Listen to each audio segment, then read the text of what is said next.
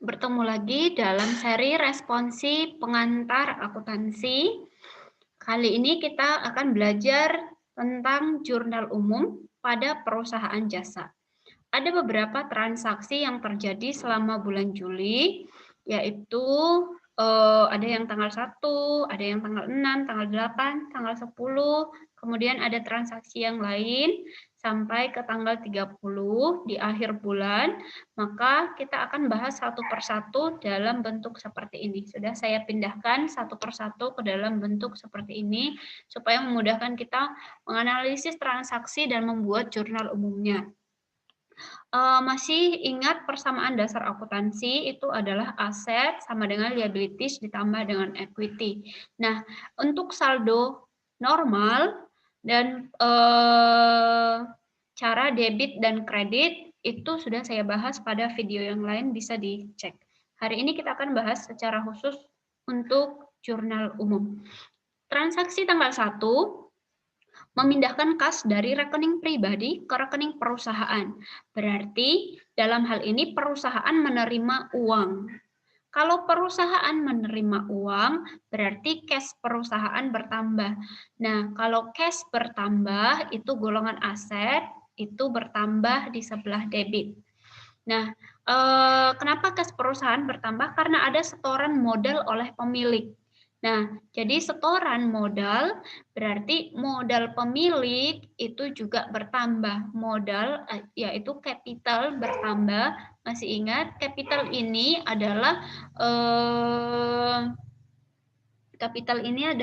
bagian dari equity.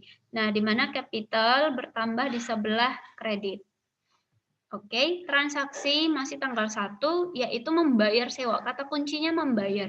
Kalau membayar berarti cash-nya berkurang. Kalau cash berkurang, itu berarti di sebelah kredit. Karena dia golongan aset, berkurang di sebelah kredit.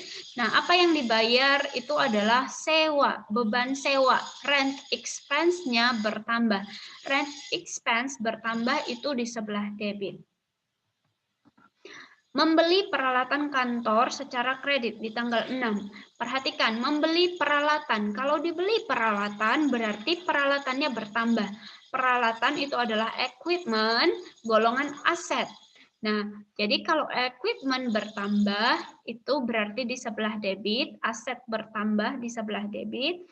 Karena kita membelinya secara kredit, berarti uangnya belum kita bayarkan. Kredit berarti kita membeli secara kredit, kita punya utang. Utang itu adalah account payable, dia golongan liabilities. Account payable-nya bertambah karena kita membeli tadi secara kredit. Account payable, golongan liabilities, kalau dia bertambah di sebelah kredit. Kemudian tanggal 8 membeli kendaraan bekas 28 juta dengan membayar 3 juta kita bayar cash, sedangkan sisanya itu kita bayar dengan memberikan wesel bayar. Berarti kalau kita membeli kendaraan, berarti kendaraannya bertambah, vehicle bertambah, dia golongan aset, itu bertambah di sebelah debit. Nah, kita membayar cash 3 juta. Berarti kalau membayar cash, cash-nya berkurang di sebelah kredit 3 juta. Kemudian kan itu masih 3 juta yang kita bayar. Masih sisa 25 juta lagi, itu namanya kita memberikan wesel bayar. Nah, wesel bayar itu namanya notes payable, golongan liabilities. Lihat, liabilities-nya bertambah itu di sebelah kredit. Tanggal 10, membeli bahan habis pakai secara tunai. Membeli bahan habis pakai. Bahan habis pakai itu berarti supplies. Supplies-nya bertambah karena kita beli. Supplies itu golongan aset, kalau dia bertambah di sebelah debit. Nah, karena kita membelinya secara tunai, berarti kita langsung kita bayar, kita kasih uangnya. Nah, berarti cash-nya berkurang. Cash itu golongan aset, kalau dia berkurang di sebelah kredit. Tanggal 12, menerima kas atas pekerjaan yang telah diselesaikan. Nah, berarti kita sudah bekerja, ya wajar kita menerima uangnya. Jadi, menerima kas berarti kas kita akan bertambah karena kita terima kas. Kas kita bertambah, dia golongan aset di sebelah debit. Kemudian kenapa kita menerima cash? Karena kita sudah selesai bekerja, berarti ada pendapatan. Pendapatan itu berarti fixed income-nya bertambah, itu golongan equity, kalau bertambah dia di sebelah kredit. Tanggal 15, membayar premi asuransi tahunan untuk properti dan kecelakaan 2.700.000. Nah, kata kunci yang pertama ini adalah membayar. Membayar berarti cash-nya berkurang ya. Cash berkurang itu di sebelah kredit. Apa yang kita bayar? Asuransi tahunan. Artinya masa berlakunya itu adalah untuk 1 tahun. Kalau ini adalah tanggal 15 Juli 2020 misalnya, maka ini akan berlaku sampai 2021 bulan Juli. Berarti kita bayar di awal, tetapi jasanya belum kita gunakan. Maka dia masuk ke golongan aset, namanya adalah prepaid insurance atau asuransi dibayar di muka. Ini golongan aset karena itu tadi kita sudah bayar, ini sudah kita kasih kasnya, tetapi jasanya untuk 1 tahun ke depan, belum kita nikmati semua jasanya, itu berarti golongan aset, hak, dan kekayaan kita. Maka asuransi dibayar di muka atau prepaid insurance itu bertambah, golongan aset bertambah itu di sebelah debit, karena kita bayar, cash-nya berkurang, itu di sebelah kredit. Tanggal 23 mencatat pekerjaan yang telah selesai tapi belum dibayar. Nah, dan mengirimkan tagihan kepada pelanggan.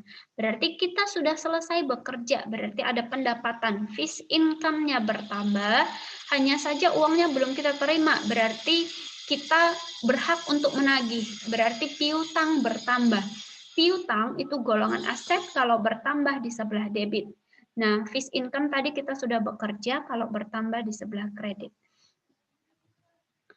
Tanggal 24 menerima tagihan perbaikan kendaraan. Berarti kita pernah memperbaiki kendaraan, kita pakai jasa orang lain, memperbaiki kendaraan, dan sekarang kita terima tagihannya.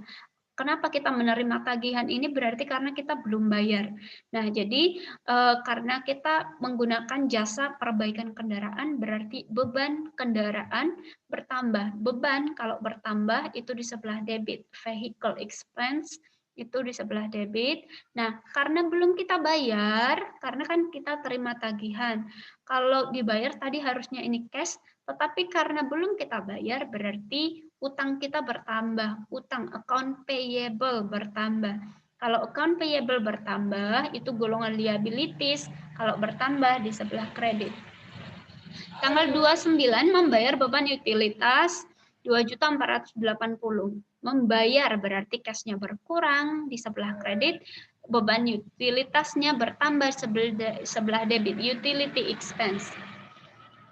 Tanggal 29 membayar beban lain-lain. Kata kuncinya membayar berarti cash-nya berkurang, apa yang dibayar beban lain-lain, other expense bertambah di sebelah debit. Tanggal 30 menerima kas atas pelunasan piutang 7.800.000. Nah, kita menerima kas berarti cash-nya bertambah di sebelah debit. Dari mana kita terima cash ini? Karena ada orang yang melunasi hutangnya atau kita menerima piutang. Maka piutang kita itu menjadi berkurang karena sudah dilunasi oleh orang lain. Piutang, account receivable, kalau berkurang itu di sebelah kredit karena dia golongan aset. Tanggal 30 membayar upah pegawai. Berarti membayar cash-nya berkurang di sebelah kredit, apa yang dibayar upah pegawai, gaji atau salary expense bertambah di debit. Tanggal 30 membayar sebagian utang kepada kreditur untuk peralatan yang dibeli tanggal 6 Juli. Nah, jadi masih ingat tanggal 6 Juli kita pernah membeli secara kredit, sekarang kita bayar utangnya. Jadi membayar berarti cash-nya berkurang di sebelah kredit. Karena kita membayar utang, berarti utang kita akan berkurang. Karena kita bayar utang kita ya, maka utangnya berkurang. Utang itu adalah account payable. Kalau dia berkurang, karena dia golongan liabilities, ya, account payable itu golongan liabilities, kalau dia berkurang akan di sebelah debit. Tanggal 30 Yang terakhir, menarik kas untuk keperluan pribadi. Menarik kas dari perusahaan, berarti diambil, pemiliknya mengambil uang dari perusahaan. Nah, kalau diambil uang dari perusahaan, berarti cash perusahaan berkurang 3 juta. Nah, untuk keperluan pribadi pemilik, itu disebutlah dengan pengambilan pribadi atau private atau drawing. Nah, drawingnya bertambah di sebelah debit. Demikian untuk pertemuan hari ini untuk membuat jurnal umum perusahaan jasa. Semoga bermanfaat. Thank you.